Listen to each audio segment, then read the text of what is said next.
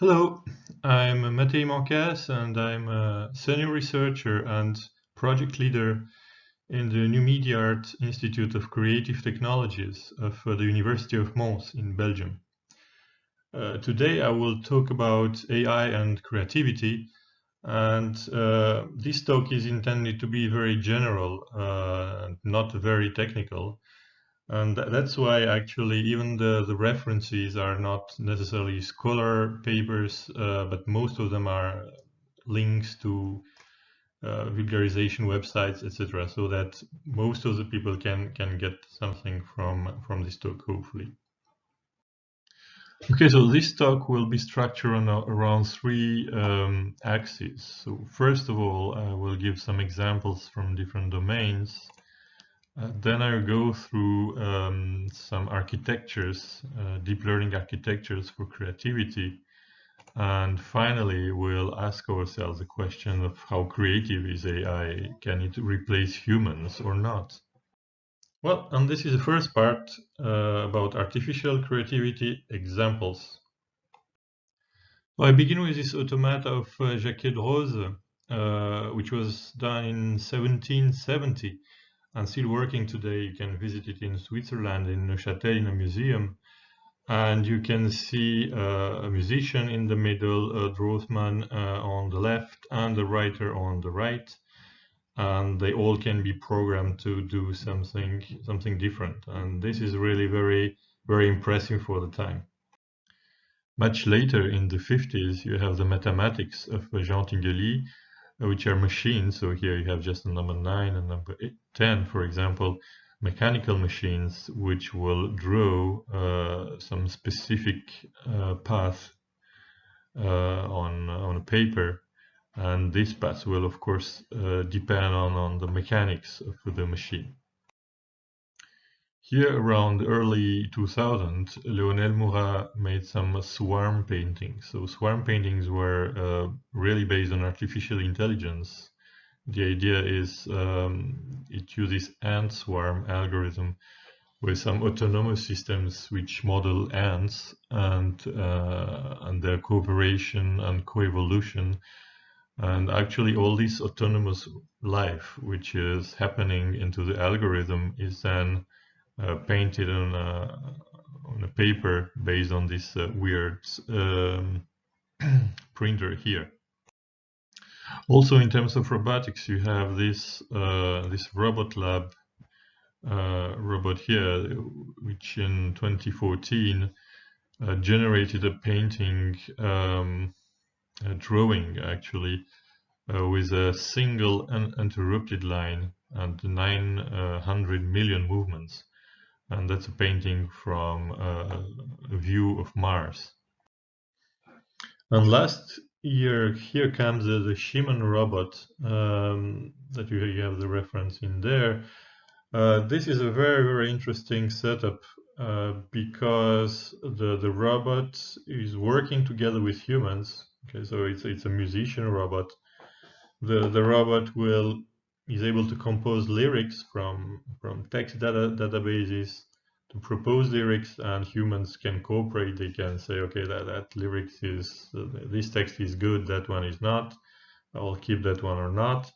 The robot will also propose melodies and pieces of sound, etc., that humans can work with that. The robot will play them, so you see that here it has a mechanical system to play it on this instrument, and it sings the song and also move the head in a choreographic way depending on the sound and on the person around. So it's really a collaborative robot based on deep learning and artificial intelligence. It's very advanced. And by the way, at the end of the talk, I will put maybe 1 or 2 minutes of the first song, which was made with this robot. Okay, so after robotics, let's dig a little bit into the text. Here with Shakespeare text datasets to generate Shakespeare-like text.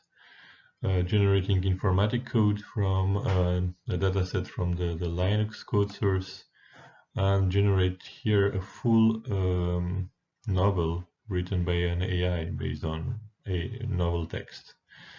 So in all those applications, the generation is not bad in terms of style. So here you have real Shakespeare-like text, real C-like code, and real novel-like structures.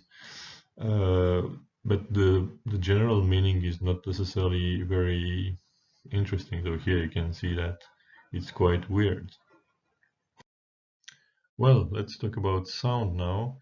So there is first this attempt of finishing a Beethoven symphony by using data from the beginning of the symphony and from other symphonies from Beethoven, or even from artists that inspired Beethoven, to have a quite broad data set.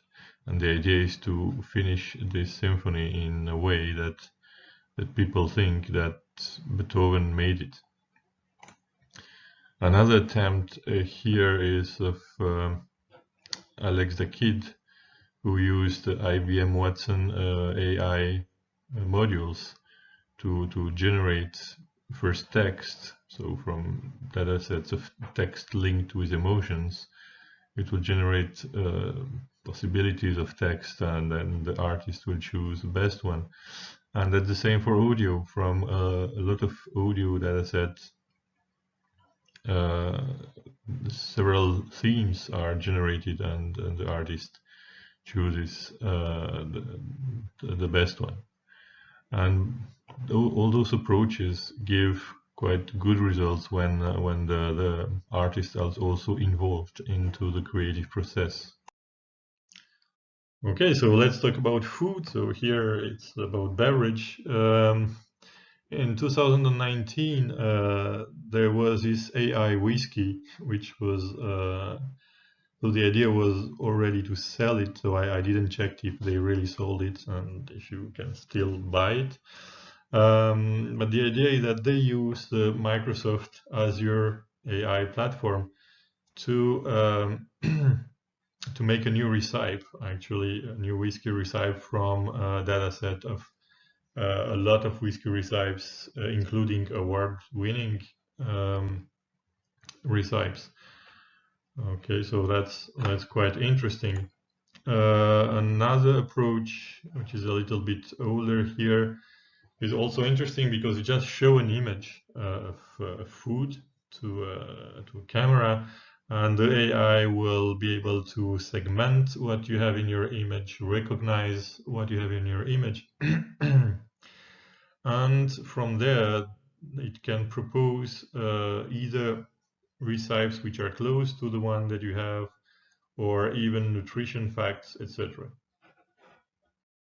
And now concerning body, you have Wayne McGregor, who is a famous choreographer, who provided his database of video dance to an AI which analyzed all the poses of the dancers and is able to suggest, actually even in real time, new and sometimes original ideas of movements that the choreographer can choose or not. Then you have Anouk Wieprecht, who transformed fashion actually by adding a lot of sensors, like in here, and providing possibilities of interaction, and much more than just simple fashion. And after the body, we go inside the body, and we go here into drug synthesis, so what we call the novel drugs. In here you have references, and this is very interesting because they use artificial intelligence, maybe initially made for text grammar and text generation, and they are adapted for generating shapes, very different shapes of molecules which can fit in specific active sites. And so they propose combinations of molecules, and they propose also to make very rapidly tests of virtual tests of those molecules. And this is very, very interesting, especially in situation as we have now, and when we can see that we can have a vaccine which is very, very fast compared to what the time that a vaccine should take normally. So in design also, you can synthesize based on AI almost whatever you want in terms of design. So on the left here we have this shoes generator. So you have the paper in there from 2017. And yeah, you can even see that the shoes are better and better at each new iteration of the algorithm.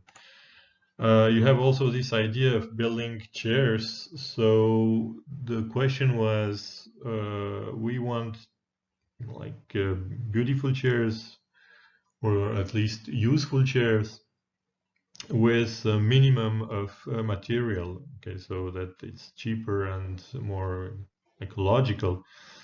And you give those constraints to an AI, and you have this kind of result at the end.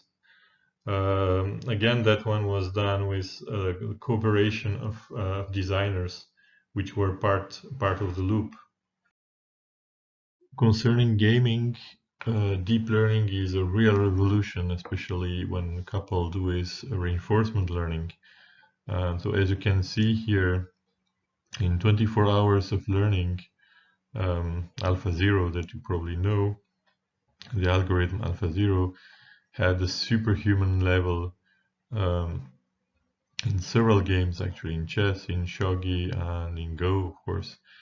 And it defeated a world champion in each of those categories. So this is really, really impressive, and it's such impressive that actually one of the Go champions just quits because he said AI cannot be defeated. But simulation is not about game only, it's also about much more. So you can have simulation for training, for example. So that's the case here, where last year you have an algorithm which beats F-16 professional pilots in a dogfight. So a dogfight is a fight where the planes are very close, and so they need to move a lot around to avoid being destroyed. And what they say that employing a AI here will make pilots more aware of how they can and should think differently while up in the air. Okay, because the machine found some kind of approaches which were very weird, and that's why the human pilot was beaten in there. So in the image domain now, so most of you probably already know Deep Dreams. So here we have an application which is called Dreamscope, which is quite easy to use. And the idea is that you provide an input, which I mean could be just noise, but it can be an image like a starship in here. And then depending on the number of iteration that you use, you will have some filters of the deep neural network which will respond, and those filters depend on how they were trained, for example, the data sets they were trained on. And if you take general data sets, you will have a lot of filters with like animals, faces, eyes, and things like that, which will appear on your image. And the more iteration you do, the more weird things appear in your image.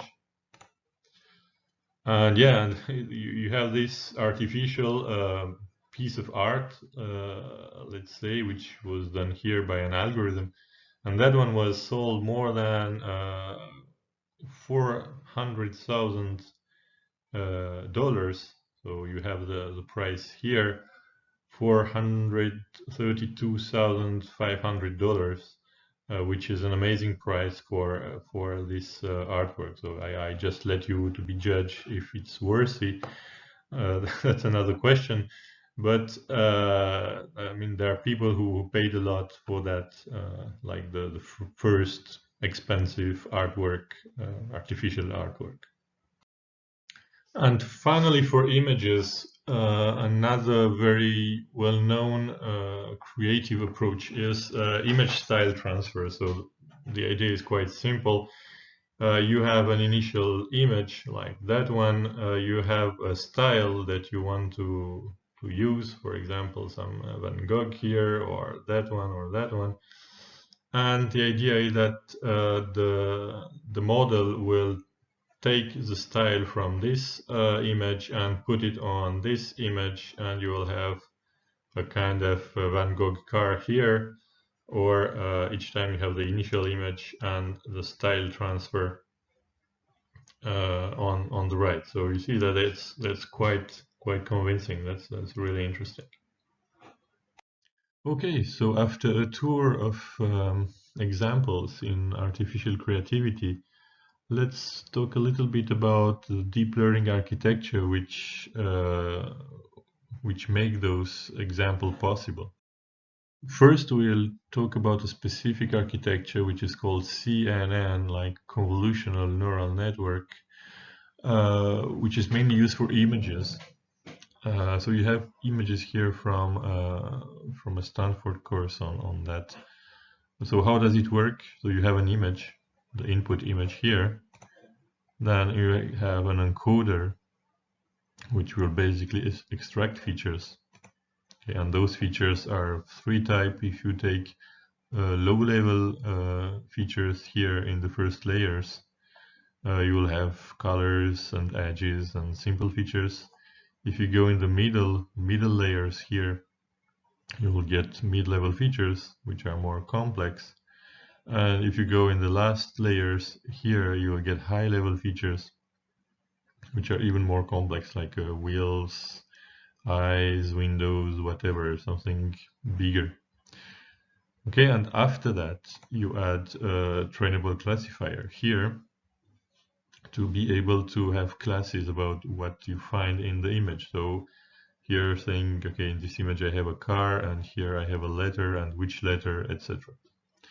Okay, so to summarize, it's really simple. Finally, you have a feature extractor extracting low-level, mid-level, and high-level features, but a lot of features, millions of features.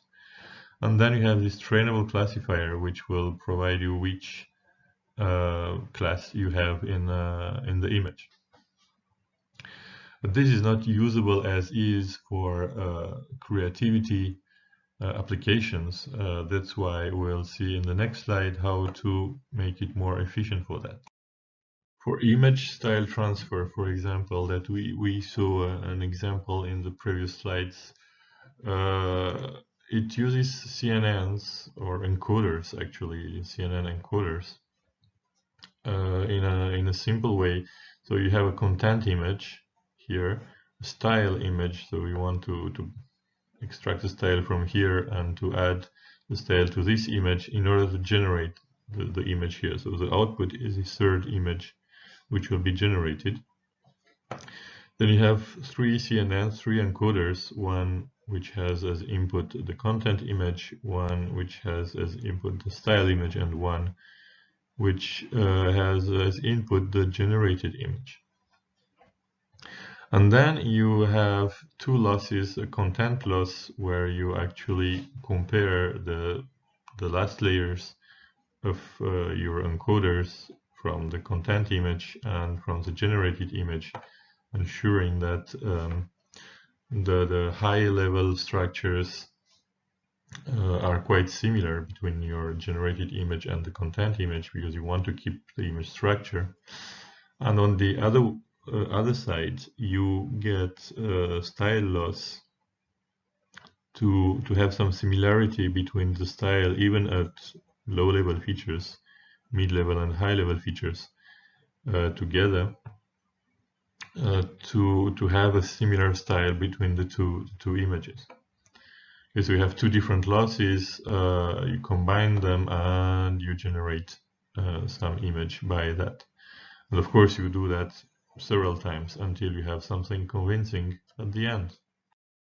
In addition to classical CNNs, we have another architecture which is called autoencoder. So basically an autoencoder is quite simple. You have an image, you have an encoder, which is the first part of a CNN actually, the convolutional part, the feature extractor, and then you have a latent vector, which will be a kind of compression of this image with the most representative features.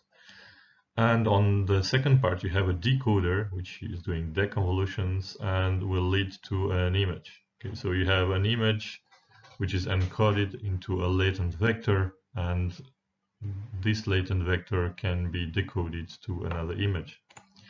So to have a better idea about what you have inside, is that if you take a face and an encoder, in the latent attributes can be related to the face, so about smile, skin tone, gender, etc., etc. So you don't know what this means at the beginning, but by using differences with the image after decoding, then you can try to understand what the latent attributes mean. And to go further, we can get a variational autoencoder. So it's not a big difference actually. You still have an image, an encoder, a latent vector, a decoder, and a final image. But here you have an additional step where you can compute the mean vector and the standard deviation vector, which will give you basically, I mean, you also need to change the loss, but that's, I will not go into details here. So basically what you have is that the latent vector is can be a space where you can much more easily choose where you are in this space. So for example, you have for the smile, you will have a probability distribution, for the skin tone also, etc. So you can go and pick up different values in here, and if you can pick up different values in here, the interesting thing is that the decoder will synthesize an image which might be different from the initial image, but where you can yourself change the different latent attributes here. And this is very, very interesting. So in this paper, we have an example of original images which were provided to the autoencoders. And here, just by playing with attributes in the latent space, you can change a lot of things in a very natural way. For example, here you change the sex from woman to man, from man to woman, woman to man again, etc. Or you can add glasses, or you can open the eyes, you can shut the mouth, or you can change the age. So here you have people which are much older than in the original images. And of course, you can mix all those attributes, and this is really a very interesting result. Okay, another architecture, in addition to autoencoders, is about the GAN. So GAN is a generative adversarial network. So what does it mean? So you have adversarial networks. So it means that you have two networks which fight, let's say, one with the other. So typically you have this architecture in here. You have a generator, a network which generates an image. So for example, an image like that. And on the other side, you have real images, and you have the second network, which is a discriminator. So the discriminator will just tell you if the image comes from here, which means that that's a fake image, or if the image comes from here, which means that that's a real image. Okay, so the purpose of each network is different. So the generator network will try to fool the discriminator by doing as well as the real images.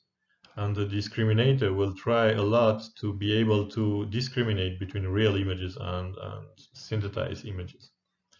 Okay, and by this competition between the two networks, you can really get very interesting results. So what you will have is that you will have better and better synthesized images, okay, and you have a better and better discriminator at the end.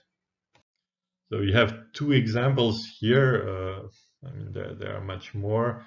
So here on the left, you have the real flowers, okay, from the data set. And on the right, you have synthesized flowers. So you see that if you look at them, at least for far from the flowers, they look plausible, at least natural. So that's not necessarily an issue. You're not surprised by this kind of flowers. Here you have airplane wings shape propositions. So you have a lot of propositions for that. So you can synthesize images which are close to reality, but however, which are different. So that having this difference introduce here the creativity of the network, actually.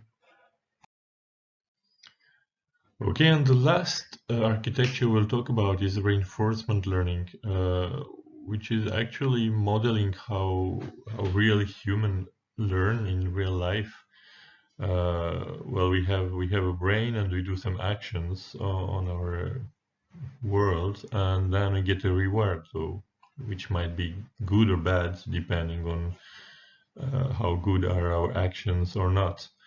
That's the same for the algorithm, actually. For example, the algorithm will try to make a move and get feedback like you win, you lose, or something like that. And then it can learn and get better at each iteration. It will need a lot of iterations to be good, but at the end it will be really good. So of course this is used in gaming and simulations because you need to do wrong things and just get the wrong reward, saying that's the wrong thing, but without destroying something, crashing a car or exploding something. Okay, so that's why it really works on simulations and not in real life.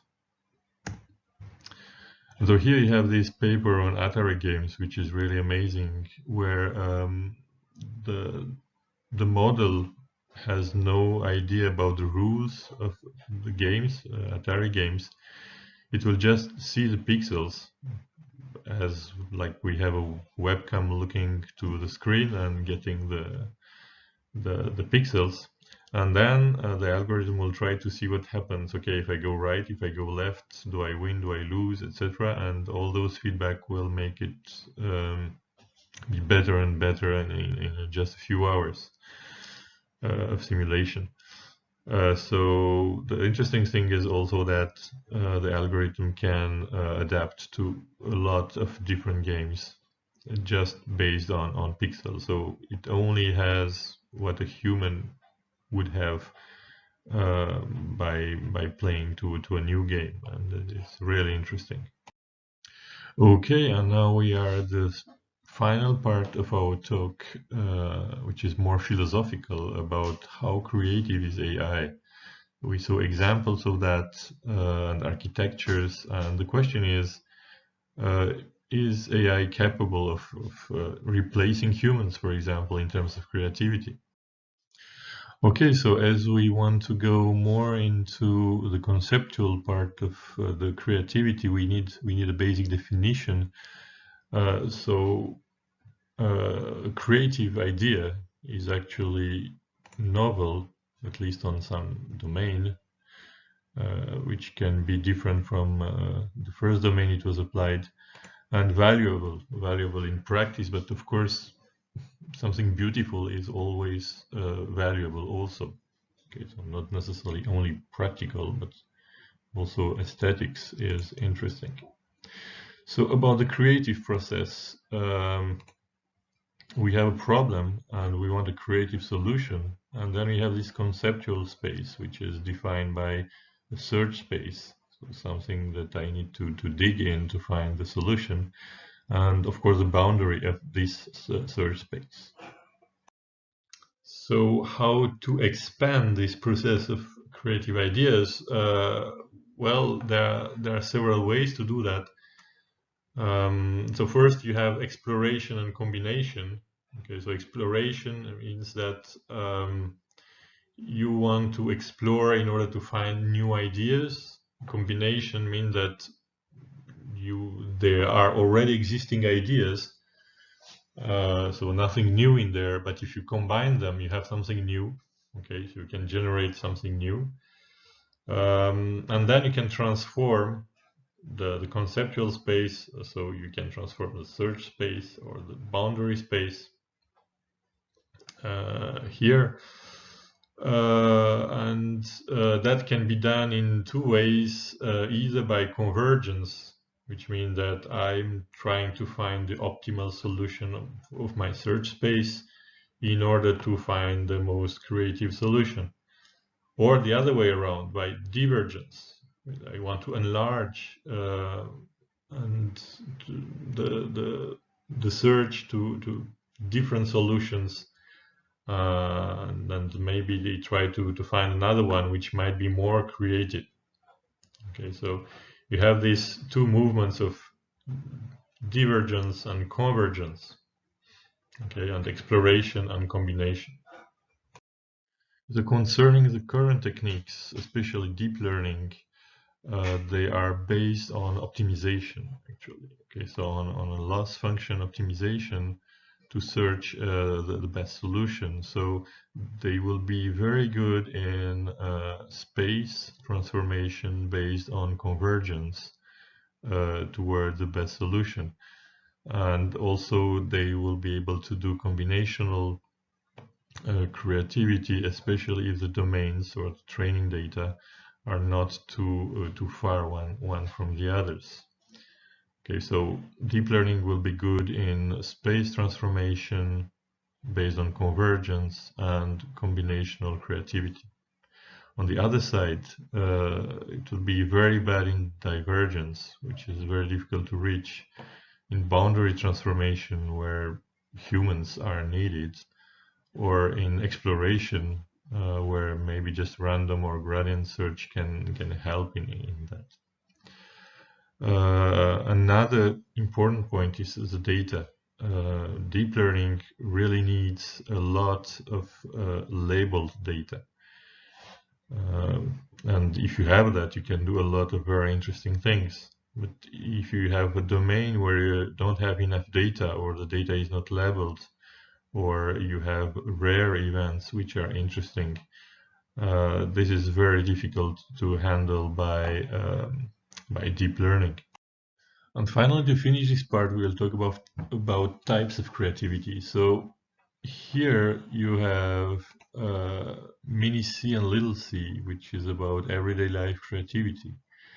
Pro C, which is what a professional would do in a creative way, which is a good result, but without a revolution in there. And big C is disruptive creativity.